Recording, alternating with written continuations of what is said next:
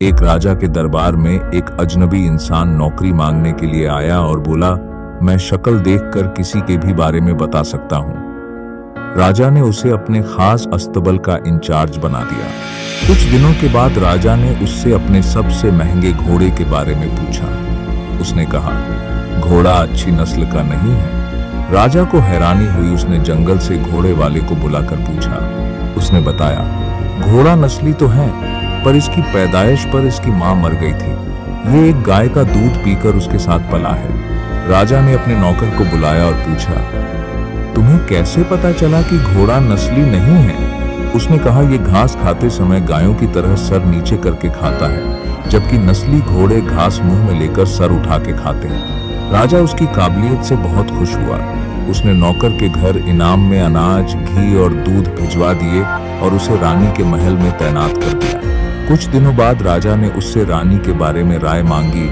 उसने कहा, तौर तरीके तो रानी जैसे हैं, लेकिन पैदाइशी रानी नहीं है। राजा के पैरों तले जमीन निकल गई। उसने अपनी सास को बुलाकर सारी बात उसे बताई। सास ने कहा, सच्चाई ये है कि आपके पिताजी ने हमारी बेटी की पैदाइश पर ही रिश्ता मांग लिया था, लेकिन हमारी बेटी 2 महीने में ही मर गई थी, तो हमने किसी और की बच्ची को अपनी बेटी बना लिया था।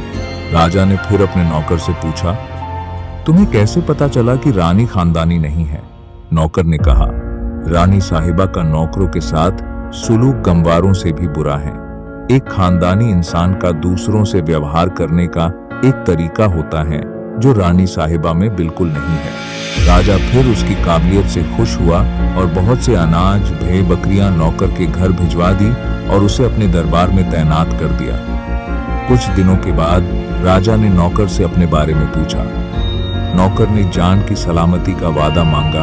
राजा मान गया। उसने कहा, न तो आप राजा के बेटे हो और न ही आपका चाल चलन राजाओं वाला है। राजा को बहुत गुस्सा आया, मगर जान की सलामती का वचन दे चुका था। राजा सीधा अपनी मां के महल पहुंचा।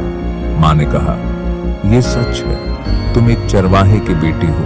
हमारी औलाद नहीं थी तो हमने तुम्हें गोद लेकर पाला है। राजा ने नौकर को बुलाया और पूछा, बता, तुझे कैसे पता चला?